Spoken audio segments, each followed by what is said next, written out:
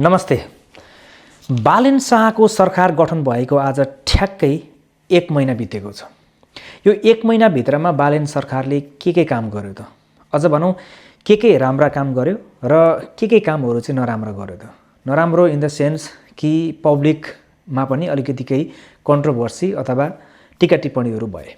म सबैभन्दा पहिला चाहिँ तपाईहरुको बालेन सरकारले केही गरेका केही निर्णयहरू अथवा बालेन सरकारको क्याबिनेटमा भएका केही कुराहरू अथवा बालेन सरकारले गरेको केही कामहरू जुन चाहिँ अलिकति केही कन्ट्रोभर्सीमा आए। सबैभन्दा पहिला म कुरा निकाल्न चाहन्छु 2 मन्त्रीको बर्खास्ती। तपाईहरुलाई थाहा नै छ बालेन सरकारको क्याबिनेटमा चाहिँ 2 वटा मन्त्री, पहिलो मन्त्री बर्खास्त 13 दिनमा नै भए, दीपक कुमार शाह। उनलाई आरोप थियो कि आफ्नै श्रीमतीलाई राजनीतिक नियुक्ति दिएको भन्ने आरोप थियो। त्यसकै आधारमा पार्टीले उनलाई बर्खास्त गर्यो।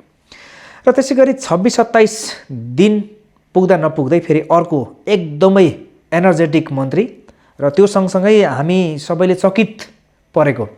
सुरुमा मन्त्री बन्दाखेरि पनि तपाईको ओ माई गॉड किन चाहिँ उनलाई बनाएको होला भनेर चकित परेको। पछि काम हेरिसके पछाडी ओ माई गॉड यसरी पनि काम गर्न मिल्दो रहेछ, सकिँदो रहेछ भनेर चकित परेको गृहमन्त्री सुदन गुरुङले आफैले राजीनामा दिए। तर कुरा चाहिँ के थियो भन्दाखेरि बिचौलिया भनेर पक्राउ गरेका दीपक भट्टको कम्पनीमा उनीसँगै सेयर रहेको भन्ने विवादास्पद न्युजहरू आइसके पछाडी नैतिकताको रूपमा उनले राजीनामा दिए। र यो पनि 1 महिना बित्दा नबित्दै बालेन शाहको क्याबिनेटले अथवा बालेन शाहले 2 वटा मन्त्री गुमाउनु परेको कुरा चाहिँ अब नेपाली मिडियामा एकदमै धेरै प्रशस्त रूपमा यसको टीका टिप्पणी भयो। कतिले राम्रा कुरा गरे, नैतिकता देखाए भनेर भने, कतिले चाहिँ अब क्याबिनेट एकदमै कमजोर नै सुरुवात रहेछ भन्ने खालको टीका टिप्पणी गरे। भलै यसको चाहिँ तपाईको अब विरोधी भन्दा पनि अब यसको प्रतिपक्षले त यसै गरी खण्डन गर्ने भइ नै हाल्यो। तर पनि बालेन शाहको गाडी गुड्न पाउँदा नपाउँदै 2 वटा मन्त्री निस्किनु परे पछाडी यसलाई अलिकति केही कन्ट्रोभर्सीको रूपमा लिन सकिन्छ। र अर्को कुरा छ सीमामा लगाएको कर। स्पेशली तराईमा जो भारतसँग हाम्रा नेपालको धेरै जिल्लाहरूको सीमा जोडिएको छ र नेपाली दाजुभाइ दिदीबहिनीहरूले चाहिँ भारतमा गएर केही सामान किनेर ल्याइसके पछाडी स्पेशली 100 रुपैयाँ भन्दा बढीको सामान किनेर ल्याए पछाडी त्यसमा चाहिँ भ्याट लाग्ने भएको छ। यो निर्णयलाई पनि पब्लिकले त्यति रुचाएको पाइएन। किन भन्दाखेरि यो 100 रुपैयाँ भन्दा माथिको अब एकचोटि किन्न गइसके पछाडी 100 रुपैयाँ भन्दा माथिकै सामान किनेर लिएर आउँछ। यो यसको आधार के हो? हुन त सुरक्षाको दृष्टिकोणले भनेर सरकारले भ्याट लगाएको छ, विभिन्न अन्य सामानहरू भित्रिरहेको छ भनेर। तर यसलाई अलिकति फरक तरिकाले परिमार्जित गरेर चाहिँ यसलाई समायोजन गर्न सकिन्थ्यो होला। 100 रुपैयाँ भन्दा माथिको सामान लिएर आउने बित्तिकै भ्याट लगाउने भए पछाडी यो चाहिँ जनतालाई शास्ति दिएको मात्रै भन्ने खालको कुराहरू निक्ले। र यो राष्ट्रिय रूपमै पनि धेरैजनाले यो विषयमा कुराहरू उठाएको पाइयो। र यसलाई अब सरकारले सायद केही विचार पनि गर्छ होला र अथवा केही समयको लागि मात्रै गरेको पनि हुनसक्छ। र यो सँगसँगै तपाईँको अर्को कुरा हेर्ने हो भनेदेखि चाहिँ यो सीमामा कडाई गर्नको लागि चाहिँ यो एउटा मात्रै कुरा नभएर यसलाई अलिकति फरक तरिकाले सोच्नुपर्ने हुन्छ। यसमा चाहिँ बालेन शाहले अलिकति विचार गर्नैपर्छ भन्ने मेरो पनि भनाइ हो। र अर्को कुरा छ भनेको 2 दिनको छुट्टी दिएको छ। हुन त यसलाई यो जुन इरान र अमेरिकाको युद्ध थियो, त्यो युद्धको कारणले गर्दाखेरि तेल आइरहेको थिएन, ग्यास आइरहेको थिएन हैन।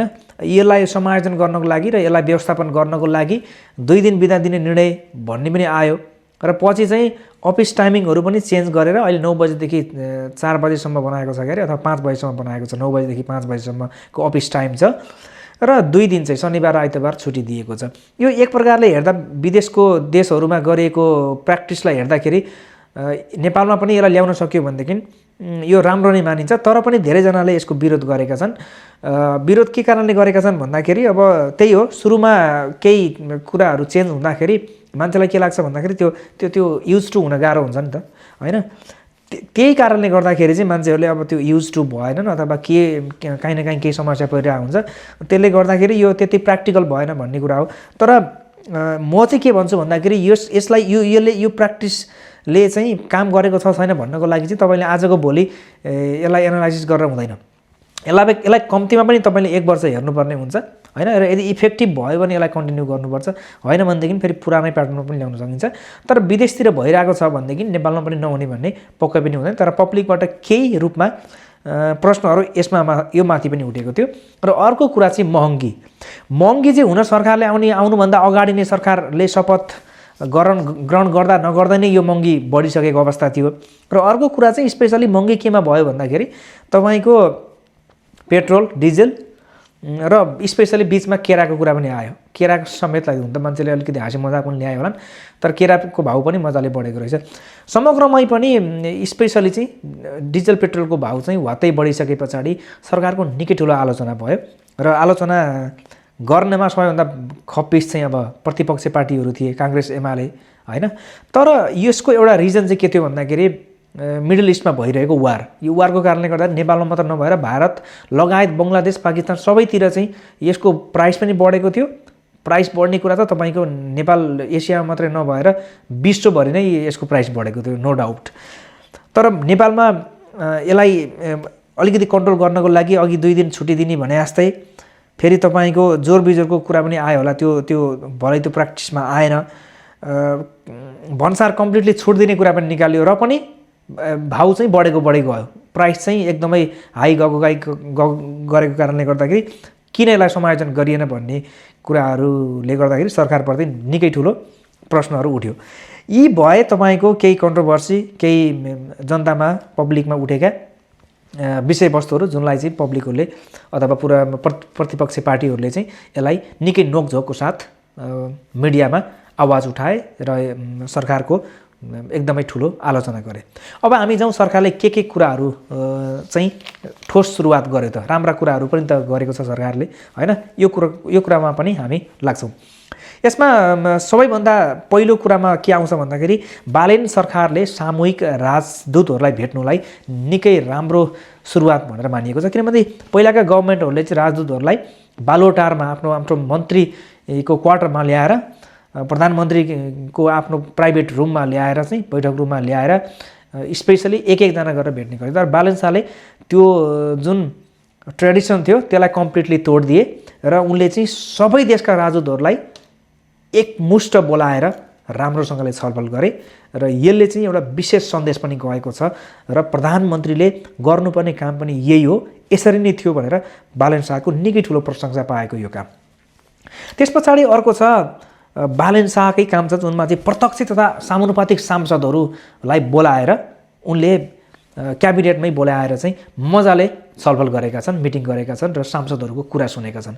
सुरुवात उनले प्रत्यक्षबाट जितेका सांसदहरूबाट गरेका थिए, पछि समानुपातिकका सांसदहरूलाई पनि प्रदेश पछि नै बोलाएर छलफल गरे र धेरै सांसदहरूले सँगसँगै मुख्यमन्त्रीलाई पनि ल्याएर उनले छलफलहरू गरे र मुख्यमन्त्रीहरूले पनि बालेन शाहको निकै ठुलो प्रशंसा गरेर कतिपय प्रत्यक्ष तथा समानुपातिकका सांसदहरूले पनि बालेन शाहको निकै ठुलो उनीसँग सुन्न सक्ने धैर्य धारणा गर्न सक्ने, सुन्न सक्ने कला रहेछ, त्यो स्किल रहेछ, कुरा राम्रोसँग सुन्नुभयो र अन्तिममा हामीलाई राम्रोसँगले आफ्नो कुराहरू पनि राख्नुभयो भनेर बालेन शाहको प्रशंसा गरेको नि पाइयो। जे होस् उनले यो फरक तरिकाले एउटा कामको सुरुवात गरे र सांसदहरूसँग पनि छलफल गरे, आफ्नो क्षेत्रको समस्याहरू सुनाउनको लागि पनि अनुरोध गरे। र अर्को छ हुन त अलिकति केही कन्ट्रोभर्सी पनि गरेका छन् प्रतिपक्षी पार्टीहरूले।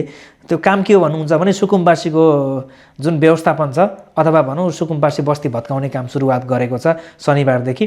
त्यो कामलाई पनि अब प्रतिपक्षी लगायतका मान्छेहरूले चाहिँ यो किन गरेको, यसरी यो अलिकति यो एकदमै छिटो हतार गरियो भन्ने कुराहरू पनि छ। तर व्यवस्थित हामी गर्छौँ भनेर बालेन शाहले स्ट्याटस मार्फत पनि ढुक्क बनाएका छन् र थापाथलीको सुकुम्बासी बस्ती जसरी चाहिँ शान्तिपूर्ण तरिकाले हटाइयो, यसले गर्दाखेरि देशभरि नै एउटा तरङ्ग पैदा भएको छ र देशभरिका सुकुम्बासीहरू चाहिँ सुकुम्बासी बस्तीहरू अब बिस्तारै खाली गरिँदैछ। र यदि यो चाहिँ बस्ती खाली गर्ने सँगसँगै रियल सुकुम्बासीहरूलाई चाहिँ व्यवस्थित राम्रोसँगले व्यवस्थित गर्न सक्यो भने यो सरकारले गरेको सबैभन्दा उत्तम काममा यो पनि पर्नेछ।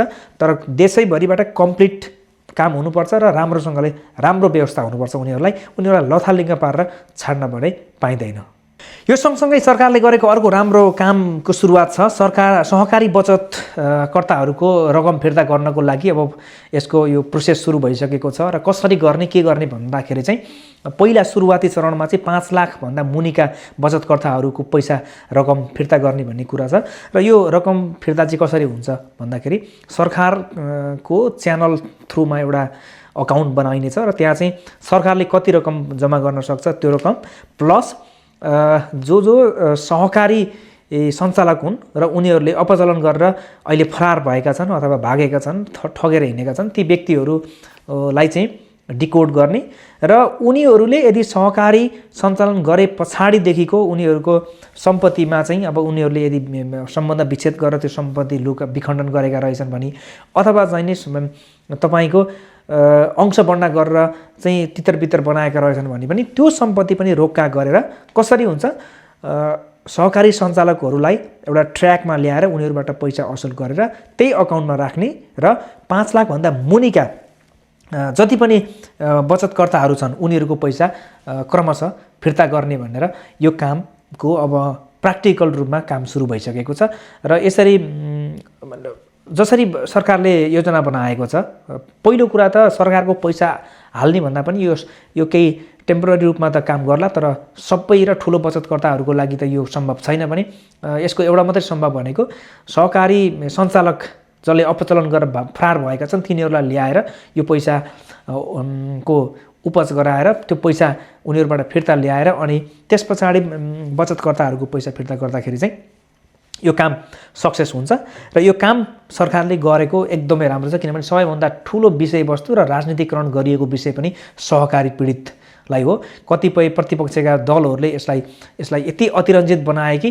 तपाईँ हामी सबैलाई थाहा छ कुन हदसम्मको राजनीतिकरण गरिन्छ र गरिएको थियो भनेर र यसमा सरकारले ठोस रूपमा सुरुवात गरेको छ। यो एकदमै राम्रो पक्ष हो।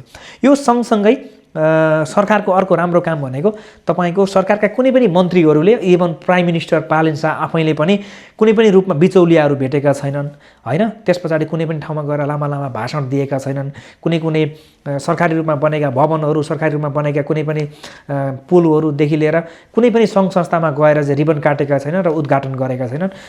जति सक्दो एकदम फोकस भएर मन्त्रालयमा उनीहरू काम गरिरहेको भन्ने मात्रै आभास भइरहेको छ अहिलेसम्म। यो सबै कुरालाई एक नजरबाट हेर्दाखेरि चाहिँ बालेन सरकारको कामको सुरुवात 1 महिनाभित्रमा जसरी भएको छ एकदमै आउटस्ट्यान्डिङ छ। हुन त सरकारले यो सँगसँगै 100 दिनमा गर्ने 100 प्राथमिकताका जुन कार्यसूचीहरू प्रकाशन गरेको छ त्यसको पनि अपडेट्स जनताहरूले हेर्न पाइरहेका छन्। कहाँ पुगेको छ, के कामहरूको सुरुवात गरिसकेको छ अथवा के कामहरू कम्प्लिट भइसकेको छ भनेर पनि प्रतिपक्ष.com भन्ने एउटा वेबसाइट नै बनाएको छ र त्यो उक्त वेबसाइटबाट चाहिँ तपाईँ हामीले सबैजनाले त्यो अपडेट हेर्न पाउँछौँ हैन। र यो एक प्रकारको बालेन शाहको एकदमै ठोस सुरुवात भन्न चाहन्छु म हैन। मर्निङ सोज द डेज भने जस्तै तपाईको मर्निङ सोज द डे भने जस्तै यो सरकारले गरेको निर्णय र सरकारले सुरुवात गरेको केही कामहरूले चाहिँ पक्कै पनि जुन हनीमुन पिरियड छ सरकारको 90 दिन अथवा 100 दिनको त्यो पिरियडलाई पक्कै पनि ब्राइट पिरियडको रूपमा चाहिँ इन्डिकेट गर्छ भन्ने मलाई जहाँसम्म लाग्छ। र यो सँगसँगै तपाईहरूले देख्नुभएको बुझ्नुभएको अन्य कामहरू पनि हुन सक्छन् जो मैले भन्न छुटाएको छु। समग्रमा भन्दाखेरि सरकारले राम्रो कामको ठोस सुरुवात गरेको छ र यसको गति अझै बढोस्, अझै स्ट्रङ र अझै पोजिटिभ रूपमा अघि बढोस् भन्न चाहन्छु। त्यही नै हो। भिडियो हेर्नुभएकोमा थ्याङ्क यू सो मच।